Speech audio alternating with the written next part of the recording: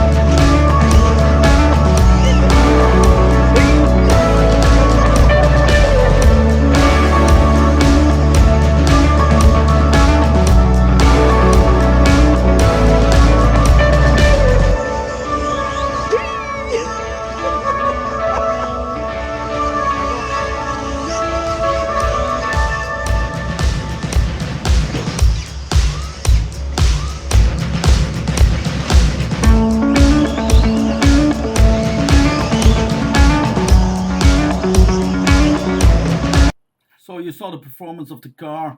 It's real nice. The only thing that I did, it's still dirty, I'm sorry. But the only thing that I did was another motor on there that has a different pinion.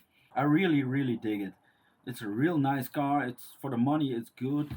The only thing you can buy now is the V2. You can't buy the V1 anymore. It jumps great, it handles stuff. It's real tough. The only thing, the last time I drove it, drive shafts. They are kind of weak, but it's a not so expensive car, but it runs absolutely amazing. The tires are really good. This is definitely a car that I'm going to use a lot more. So hope you enjoyed the video and see you next time. See you later. Bye.